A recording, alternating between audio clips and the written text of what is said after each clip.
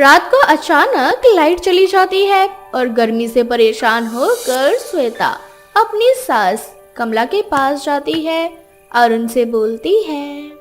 अरे माँ जी, लाइट चली गई और गर्मी बहुत लग रही। एक काम करिए, छत पर चलिए मेरे साथ, वहीं सो जाना। बच्चे भी परेशान हो रहे हैं गर्मी में।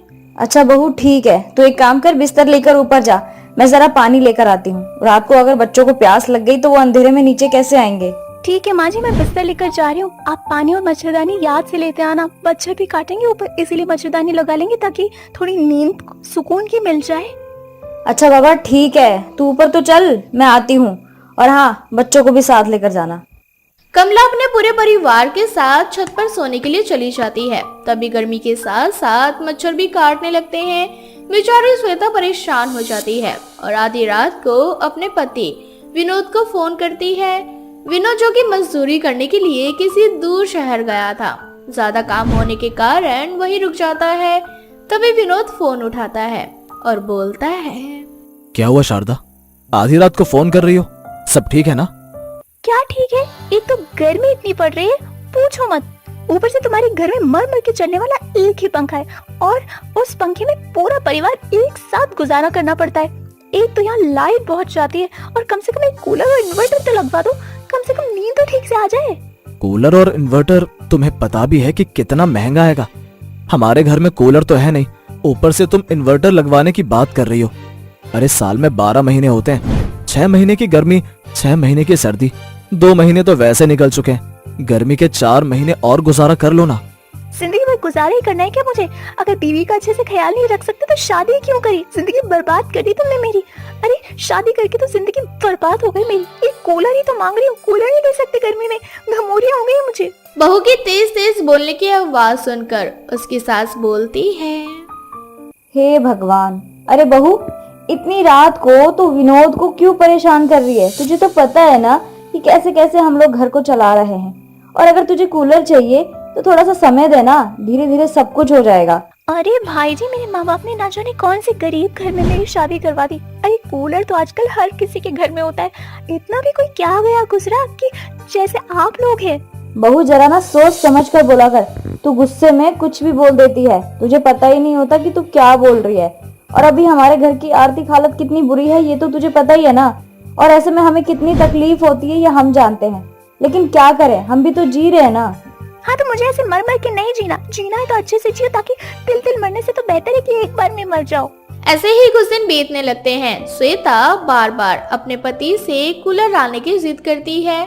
ऐसे ही एक दिन श्वेता की जिद करने पर उसकी सास अपने बेटे से बोलती है। विनोद बेटा, मैं क्या कह रही थी कि अगर बहू इतनी जिद कर रही है तो उसी की खुशी के लिए एक कूलर ले आ घर में। तुझे तो पता है ना कि अभी हमारे घर में पैसे नहीं है, लेकिन कोई बात नहीं, किस्त पर ही ले लेते हैं। महीने में थोड़ा थोड़ा देते रहेंगे, कम से कम बहू खुश तो रहेगी। अरे माँ, मुझे पता है, लेकिन आपको तो पता है ना, अभी मैं कोई ढंग का काम भी नहीं करता, तो किसी कर्ज में फंस जाऊं, ये मैं नहीं चाहता। बेटा, इंसान कमाता क्यों है? घर परिवार के लिए। अगर हमारा घर परिवार खुश नहीं रहेगा तो क्या करेंगे हम इस कमाई का? मेरी बात मान, तो बहू के लिए कूलर ले ले। बहू ही नहीं बल्कि उसको तो पूरा घर इस्तेमाल करेगा। और वैसे बहू ने बिल्कुल ठीक कहा था, गर्मी सच में बहुत ज्यादा है। ठीक है माँ, आप तो बहुत सोचती हो अपनी बहू के बारे में, लेकिन वो इतना नहीं सोचते आपके बारे में। आप चिंता मत करो, मैं शाम को कूलर ले आता हूँ। ऐसे ही शाम को विनोद किस्त पर एक कूलर ले आता है। कूलर देखकर श्वेता बहुत खुश होती है और श्वेता अपने पति विनोद से बोलती है। विनोद, कूलर को ना मेरे कमरे में लगवा देना और माँ जी के रूम में पंखा। श्वेता के मुंह से ये बात सुनकर विनोद को बड़ा अजीब लगता है, लेकिन वे उसे कुछ नहीं कहता और आखिरकार श्वेता की जिद करने के कारण कूलर उसी के कमरे में लगता है। ऐसे ही एक दिन गर्मी बहुत ज्यादा थी। सास बहू के कमरे में आकर सो जाती है। तभी वहाँ श्वेता आती है और बोलती है। अरे माँ जी, ये क्या है? आप मेरे कमरे में आकर क्यों सो गए? आपके कमरे में पंखा लगा हुआ है ना, तो आप वहाँ जाकर सोना। और वैसे भी इतना बोलने के बाद आपका बेटा एक कूलर लेके आया, उस पे भी आप अपना कब्जा जमाने लगी। अरे बेटा, वो मेरी आंख लग गई और कब्जा करने यहाँ नहीं आई हूँ मैं। दूसरी बात, गर्मी बहुत ज्यादा हो रही है और तू भी यहाँ सो जाना मेरे साथ, क्या दिक्कत है? वैसे भी छत पे तो हम साथ में ही सोते थे ना। माँ जी, मैं ऐसे नहीं सो सकती। आपको पता है ना मुझे फैल के सोने की आदत है, और कूलर मेरे पति लेकर आए, तो आप इस पे कब्जा जमाना बंद करो। बहू, ये तेरा मेरा क्या होता है? बाकी अगर तुझे अच्छा नहीं लगा कि मैं कूलर में सो गई तो माफ करना, आगे से मैं तेरे कमरे में या फिर इस कूलर में नहीं सोऊंगी। अब बेचारी सास का मुंह बन जाता है और वो अपने कमरे में आ जाती है। ऐसे ही देखते देखते कुछ दिन निकल जाते हैं, लेकिन दिन प्रतिदिन गर्मी और ज्यादा बढ़ती जा रही थी। अब चाहे गर्मी कितनी भी ज्यादा क्यों ना हो रही हो, लेकिन बेचारी सास अपने ही कमरे में सोया करती, तो वहीं दूसरी तरफ बहू कूलर में मजे से अपना बच्चों के साथ सोया करती थी। धीरे धीरे सास के पूरे शरीर पर घमौरी और लाल लाल दाने होने शुरू हो गए थे।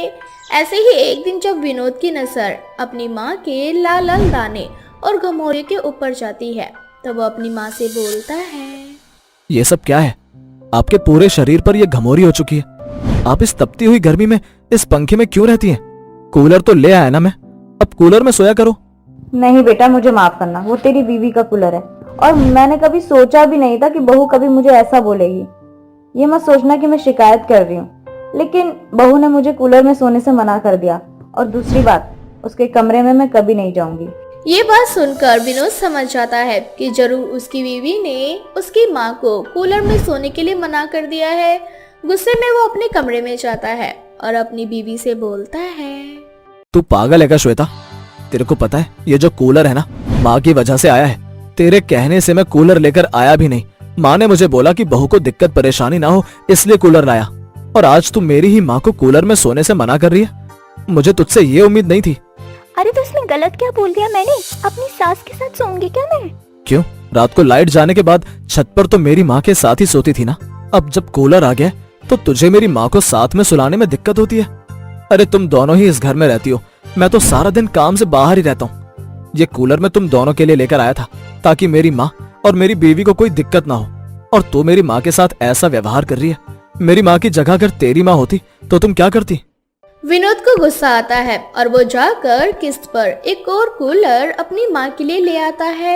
इतना होने के बाद श्वेता को समझ आ जाता है कि छोटी छोटी चीजें कभी कभी बड़ी नफरत का रूप ले लेती है। अगर उसने एक ही कूलर को अपनी सास के साथ बांट लिया होता तो शायद दोनों सास बहू में प्यार और बढ़ गया होता।